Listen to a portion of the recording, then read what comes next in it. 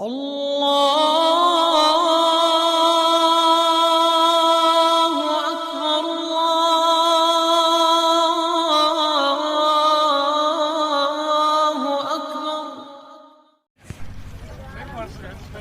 لله رب العالمين ایسی آڑی صحیح رہے. والصلاة والسلام على رسوله الكريم وعلى آله وصحبه أجمعين ومن تبعهم بإحسان إلى يوم الدين أما بعد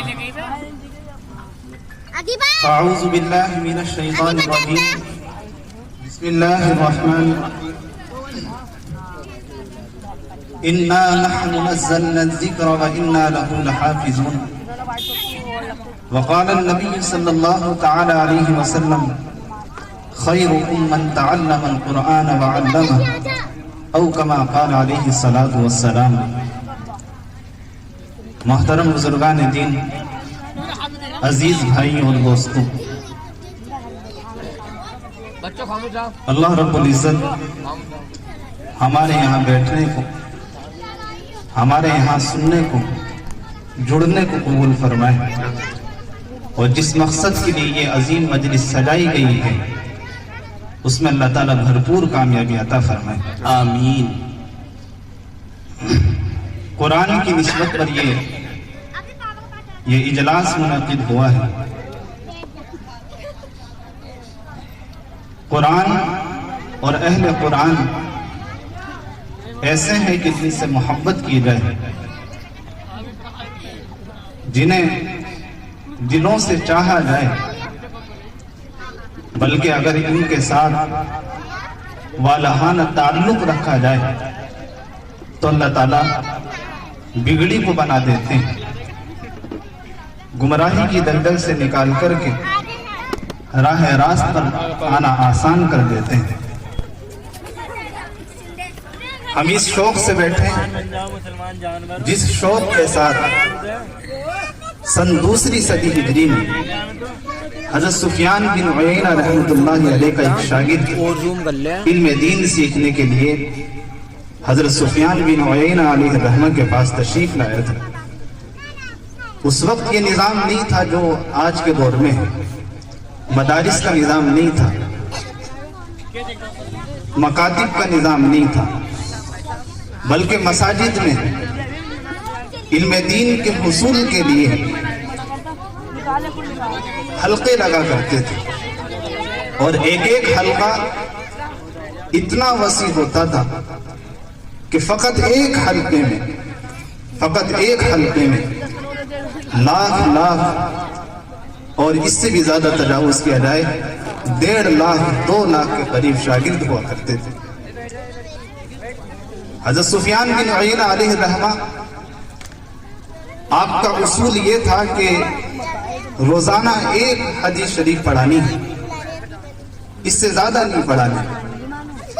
لیکن اس کا مطلب یہ نہیں تھا کہ صرف حدیث شریف پڑھائی، اس کا ترجمہ کیا اور درسگاہ کلاس ختم، بلکہ اس حدیث کو یاد بھی کرنا ہوتا تھا، اس کا متن بھی یاد کرنا ہوتا تھا، اس حدیث کی تشریح ہوتی تھی، اس حدیث سے مستنبط تمام مسائل جو بھی اخذ کیے جا سکتے تھے وہ تمام مسائل رکھے جاتے تھے، اور دن بھر اس ایک حدیث پر بحث و مباحثہ ہوتا تھا.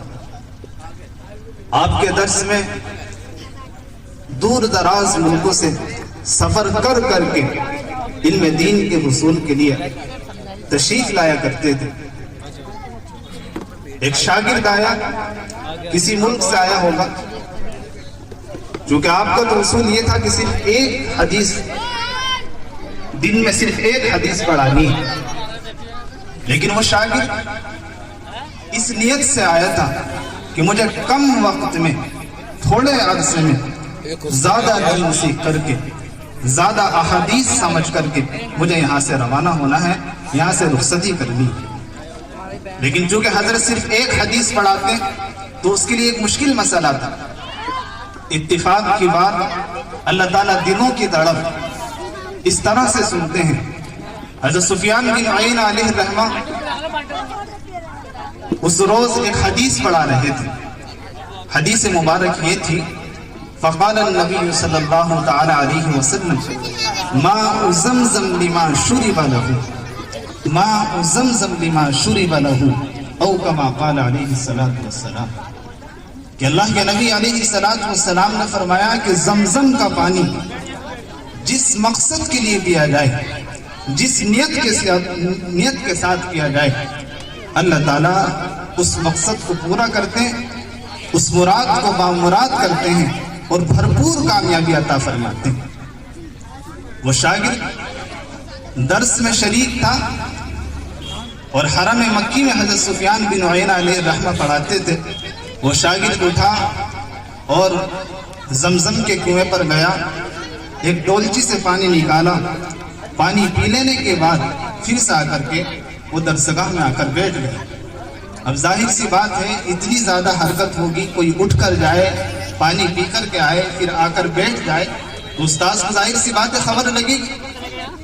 تو جب وہ آ کر بیٹھ گئے تو حضرت نے پوچھا، حضرت سفیان بن عیینہ علیہ الرحمہ نے، کہ آپ کہاں گئے تھے؟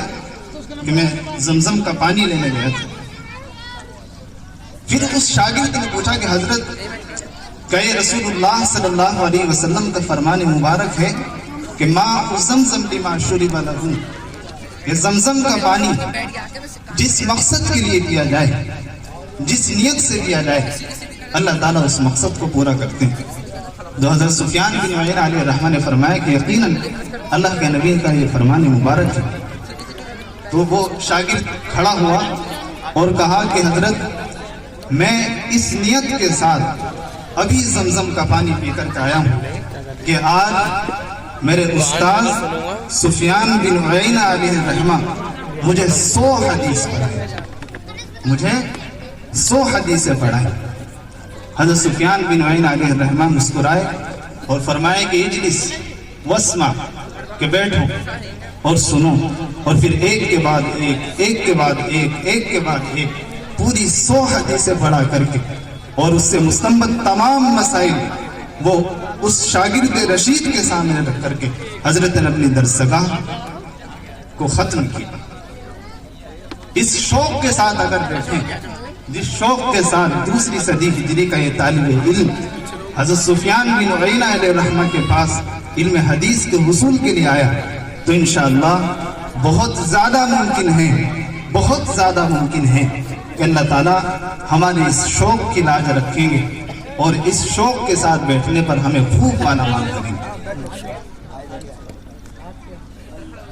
قرآن اور اہل قرآن، ان دونوں کو محبت کی نگاہوں سے دیکھا جائے اور اسی میں مدرسوں میں پڑھنے والے طلباء اور ان مدارس میں پڑھنے والے طلباء کو پڑھانے والے حضرات، ان دونوں کو محبت کی نگاہوں سے دیکھا جائے، ان کی قدر کی جائے، ان کا احترام کیا جائے، ان کا لحاظ کیا جائے، تو اللہ تعالیٰ احترام کرنے والے کو، اعزاز دینے والے کو بھی اس اعزاز سے، اس نعمت سے نواز دیتے ہیں۔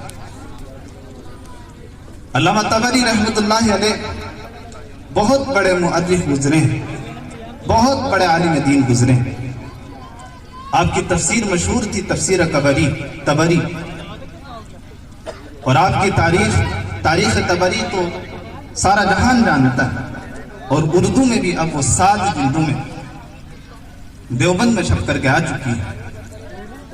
غالباً تفسیر طبری میں یا تاریخ طبری میں علامہ طبری رحمۃ اللہ علیہ کا ایک واقعہ لکھا ہوا ہے۔ میں نے آپ کو بتایا کہ نظام یہ نہیں تھا جس دور سے ہم گزر رہے ہیں کہ ایک مدرسہ بنا دیا جائے، اس میں پڑھنے والے معلمین رکھ دی جائیں اور متعلمین پھر آئیں اس دین کو سیکھنے کے لیے، قرآن کو سیکھنے کے لیے، حدیث کو سیکھنے کے لیے، علم فقہ کو سیکھنے کے لیے۔ یہ نظام نہیں تھا، بلکہ نظام یہ تھا کہ مساجد میں حلقے لگتے تھے اور حرم مکی، حرم نبوی اس کے لیے خاص تھے۔ بہت سے ستون اس نام سے موسوم ہو گئے تھے کہ یہ حضرت سفیان بن عیینہ علیہ الرحمہ کا ستون ہے، یہاں حضرت بیٹھ کر کے علم حدیث یا درس قرآن کرتے ہیں۔ تو علامہ طبری رحمۃ اللہ علیہ بڑے دور دراز سفر کر کے کسی ملک میں علم دین کے حصول کے لیے گئے، اور اس وقت نظام یہ تھا کہ اپنا طعام اپنا قیام، اپنا طعام اپنا قیام۔ مدارس کی یہ ذمہ داری نہیں ہوتی تھی کہ طلباء کو کھلانا ہے، ان کی کفالت کرنی ہے، بلکہ بچے خود اپنے توشے کے ساتھ، اپنی ذمہ داریوں کے ساتھ علم دین کے حصول کے لیے ملکوں کا سفر کیا کرتے تھے۔ اور اس وقت کے ملکوں کا سفر کرنا صرف ایک حدیث کے حاصل کرنے کے لیے بہت آسان سمجھا جاتا تھا۔ اب تو ایک مسئلے کو معلوم کرنے کے لیے ایک محلے سے دوسرے محلے جانا بڑا دشوار سمجھا جاتا ہے، فون ہی پر رابطہ کر لیا جاتا ہے۔ لیکن اس زمانے میں جبکہ علامہ طبری، حضرت سفیان بن عیینہ، حضرت فضیل بن عیاض رحمہم اللہ جیسی شخصیات تھی، اس وقت صرف ایک حدیث کو حاصل کرنے کے لیے ملک کا سفر کرنا بہت زیادہ آسان سمجھا جاتا تھا۔ علامہ طبری گئے کسی مدرسے میں اور جو کچھ ان کے پاس تھا وہ لے کر کے گئے کہ جب تک یہ ساتھ دے گا تو مدرسے میں رہیں گے، علم دین حاصل کریں گے، اور جب یہ توشہ ختم ہو جائے گا تو اپنے وطن واپس آ جائیں گے۔ اللہ نے دوبارہ نوازا اور دوبارہ کچھ دیا تو انشاءاللہ پھر جائیں گے اور پھر علم دین کو حاصل کریں گے۔ تو جس مسجد میں علامہ طبری رحمۃ اللہ علیہ علم دین کو حاصل کرتے تھے، حضرت نے خود اپنے تعلق سے لکھا ہے کہ جس مسجد میں ہم طالب علم کیا کرتے تھے، اس مسجد کے قریب ایک یہودی کی دکان تھی۔ اس یہودی سے ہم سودا سلف وغیرہ لیتے تھے، ہمیں دال کی ضرورت ہوتی وہاں جاتے، ہمیں صرف کی ضرورت ہوتی وہاں جاتے، ہمیں صابن کی ضرورت ہوتی وہاں جاتے، یعنی اپنی ضروریات کی تمام چیزیں ہم اس یہودی کی دکان سے لیا کرتے تھے۔ یہ سمجھیے کہ وہ کرانہ کی دکان تھی، پرچون کی دکان تھی۔ جب ہمارا توشہ ختم ہو گیا اور جو کچھ بھی ہمارے پاس تھا وہ سب ختم ہو گیا، تو اصول کے مطابق ہم نے اپنے گھروں کو واپس آنے کا ارادہ کیا۔ اور آپ نے دیکھا ہوگا یہاں بھی مدارس کے قریب رہنے والوں نے مشاہدہ کیا ہوگا کہ جب طلباء علوم دینیہ مدارس سے رخت سفر باندھتے ہیں، اپنے گھروں کو واپس آتے ہیں، تو وہ مدارس کے ارد گرد جتنے حضرات ہوتے ہیں اور یا جتنے حضرات سے ان کی وابستگی ہوتی ہے، جتنے حضرات سے ان کا تعلق جڑا ہوتا ہے، وہ ان تمام سے مصافحہ، سلام دعا اور رخصتی وغیرہ کہہ کر کے آتے ہیں کہ بھائی کوئی گستاخی ہوئی ہو، کوئی تکلیف یا اذیت ہم سے پہنچی تو ہم کو معاف کرنا۔ اور قریب ہر جگہ کا یہ طریقہ ہے کہ جب کوئی آدمی ایک طویل زمانہ کہیں پر گزار کر کے واپس آتا ہے تو وہ اپنے متعلقین سے مل جل کر کے ملاقات کر کے پھر واپس آتا ہے کہ کوئی اذیت یا تکلیف پہنچی ہو تو میں معاف کروں۔ علامہ طبری رحمۃ اللہ علیہ اور ان کے رفقا کا جب توشہ ختم ہو گیا تو ان حضرات نے اپنے وطن کو واپس آنے کا ارادہ کیا۔ تو جب واپس آنے کا ارادہ کیا تو اس یہودی سے ملاقات کے لیے گئے اور جا کر کے کہا کہ ہم جا رہے ہیں، ہم سے ہمارے ذمہ کوئی قرض باقی ہو، کسی بھی طرح کی کوئی رقم باقی ہو، یا ہماری ذات سے کسی طرح کی کوئی تکلیف پہنچی تو ہمیں معاف کرنا۔ اس یہودی دکاندار نے پوچھا کہ آپ کیوں جا رہے ہیں، آپ جا کیوں رہے ہیں؟ تو علامہ طبری نے فرمایا کہ ہمارا توشہ ختم ہو گیا، اور جب توشہ نہیں ہے تو کیسے گزارا ہوگا؟ اب ہم جا رہے ہیں، اللہ نے دوبارہ دیا تو پھر آئیں گے اور پھر علم دین کو حاصل کریں گے۔ لہذا اس یہودی دکاندار نے کہا کہ آپ مت جاؤ، جتنی بھی ضروریات کی اشیاء ہیں، جتنی بھی ضروریات کی چیزیں ہیں اور جتنے وقت آپ کو یہاں پر رہنا ہے ان تمام کی کفالت میں کروں گا۔ وہ تمام چیزیں جن کی ضروریات آپ کو ہیں وہ سب میں دوں گا۔ ایک عالم دین خوددار ہوتا ہے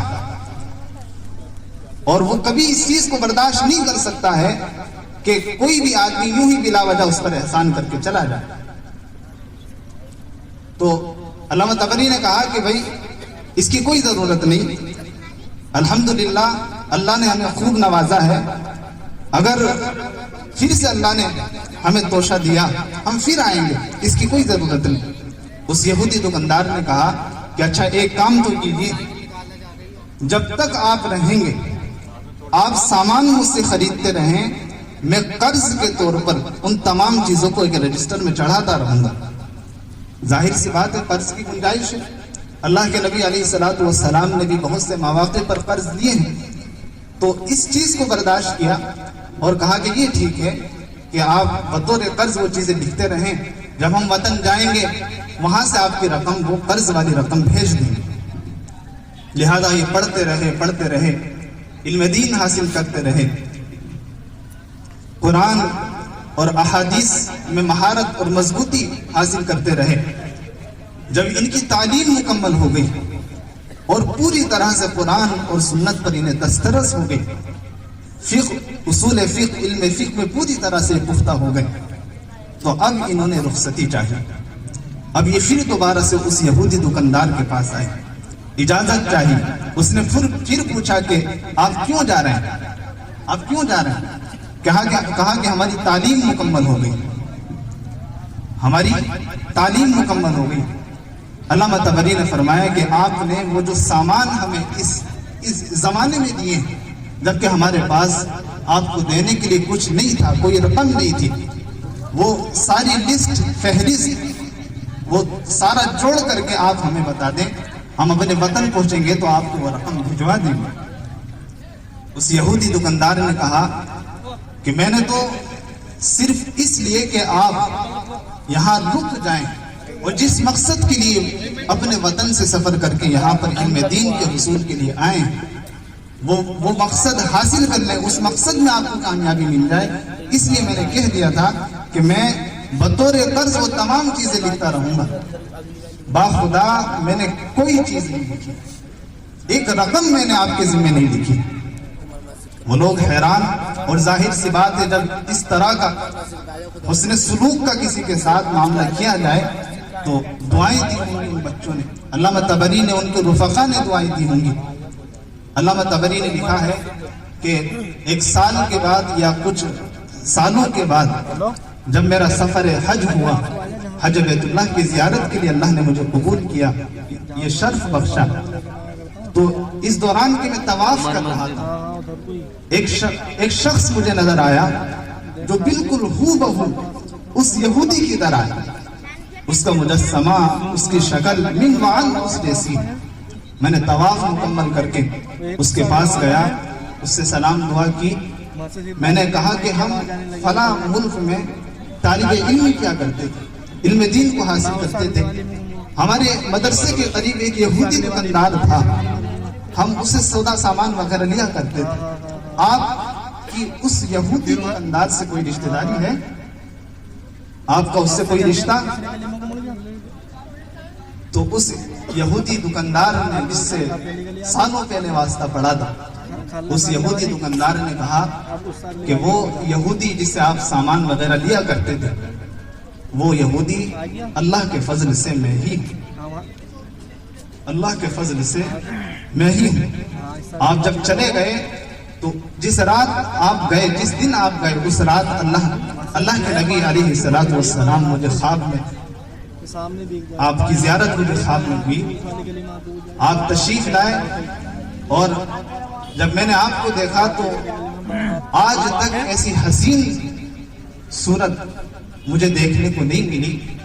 اور جب آپ تشریف لائے تو آپ کے جسم مبارک سے جو خوشبو مہک رہی تھی, آج تک اس خوشبو کا احساس نہیں ہوا.